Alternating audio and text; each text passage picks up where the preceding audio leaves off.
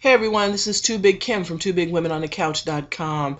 Happy to be back here on my rocking chair, following up on a series of conversations that I'm having with women from all over the world from YouTube. Normally I'd be on the couch with Terry on the TwoBigWomenOnTheCouch.com website, knowing that you're over there posting your blogs, videos, and enjoying that community for plus-size women. Anyway, today with me in this conversation I have Are You Real? I Am. And that is her YouTube channel. Her real name is Adrienne, and I hope that you will visit her YouTube channel.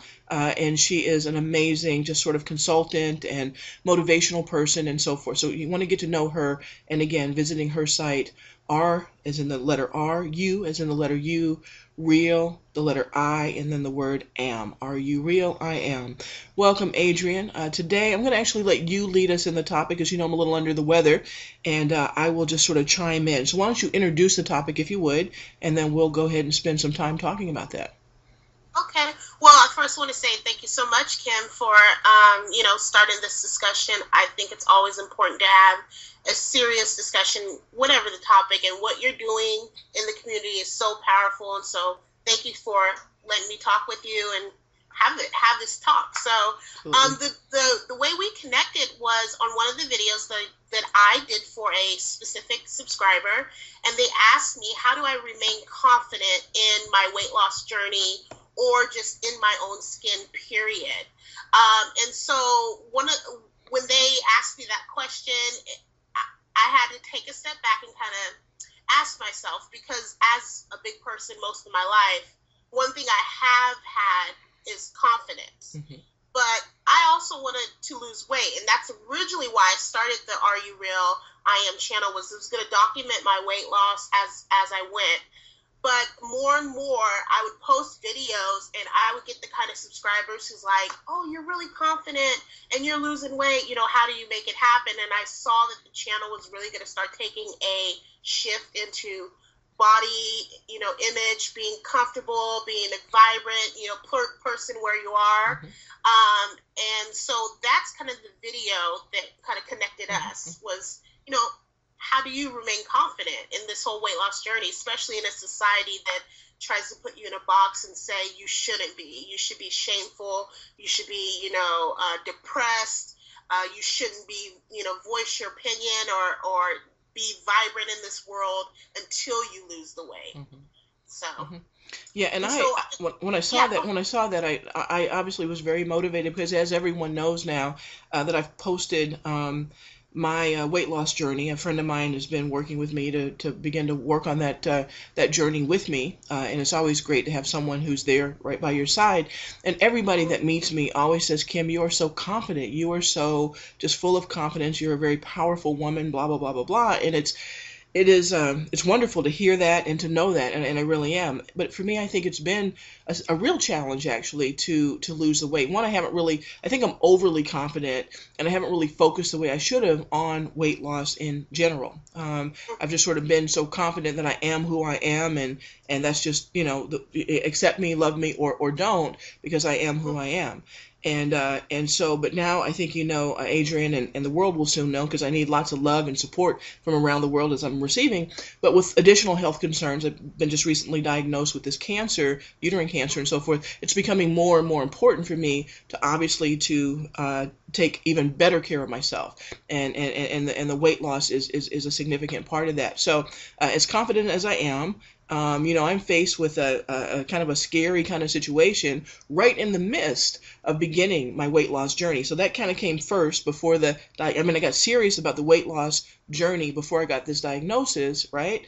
And now I'm really realizing that they really go hand in hand. So I really would love to get your insights, because I know you talk to people, not just going through your own stuff, but talk to women and men all around the country and your community and so forth as a consultant around these very topics. So I'd like to take advantage of some of your knowledge, I guess, and ask you, what is it that what are some tips and so forth that I can do? I am a very confident person, and outwardly people see that, and they hear me speak and so forth, and I'm trying to do this journey, but like everyone else, there are some vulnerabilities, and I don't always admit them, but they're there. So give me some advice. Talk to me about what you know. Well, definitely. I think the biggest thing with confidence is that we're very comfortable with. And I tend to call those our gifts. Like for myself, I would say one of the things that I've consistently seen in my life is I'm able to talk and have great conversations, and I enjoy getting to know people and engaging with people. So one of the first things with confidence I see is you need to really understand what gifts you already bring to the table.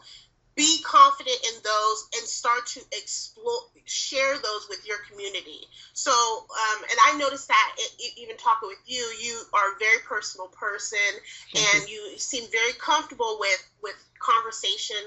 And so I would even go far as to say, was that always something that was in your life naturally? Is you were very confident in that? Hey, if I have something to say, I'm going to say it, and that's okay.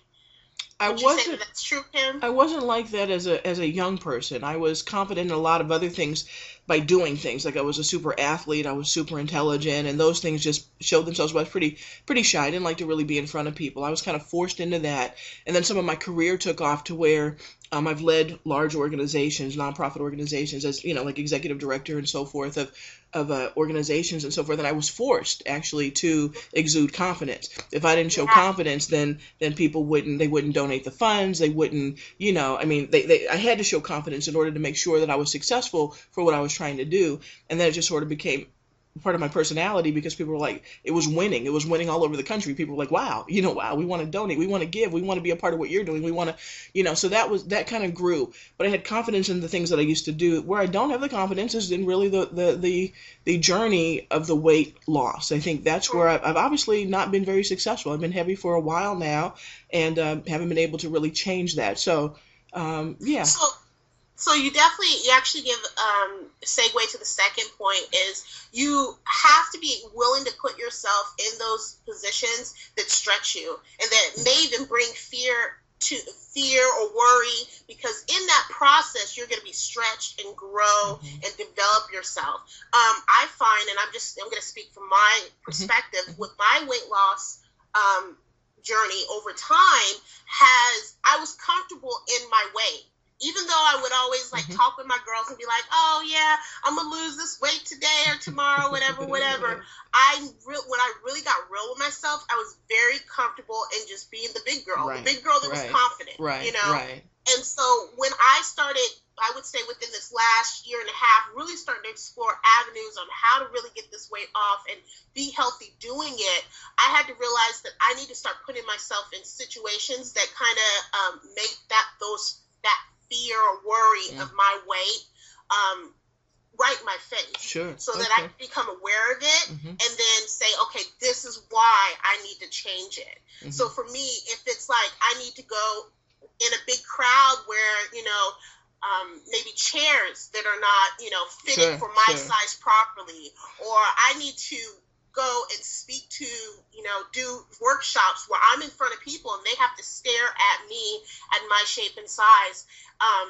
do it. And then once I'm in those experiences and I can really feel like, hey, I feel great. I feel, great in my voice, but I really want my body to match. Then the next day I'm doing things like drinking more water, eating more, fruits and vegetables, taking that walk, doing those things. But a lot of times I see with the weight thing is if you aren't willing to put yourself in those areas that will stretch you and make you even a little bit more uncomfortable, you will stay right where you are. It's that comfort, but in that, being in that comfort, you never grow, you never develop. And so that's kind of where I see. So for number one, like I said, know your gifts, where you're at, and number two, be willing to put yourself in that uncomfortable situation where you can really explore the weight journey head on and say, okay, I see why I want to lose weight. Here's the changes I'm not going to make. And this is the thing I love about that is you're making this decision. You're having the discussion with yourself. You're not letting the outside world saying it's because you're size 26 that you need to lose weight. You're saying, hey, I have these wonderful things I want to do in life. I want to talk to the masses. I want to, have a career. I want to fit in that cute dress, whatever the case may be. And I see now why I want to, really go hard at that journey of losing weight.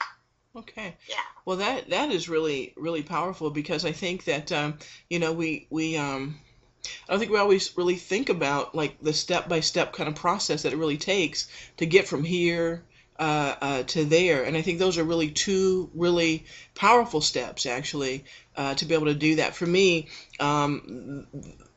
one of the steps is being kind of forced on me actually right now because of where I am. But and so rather than have that happen to you, not you particularly, I'm talking about, but to anybody looking at this video, I would encourage people to definitely take those steps and be more proactive about it. So I think that was very, very useful, very powerful.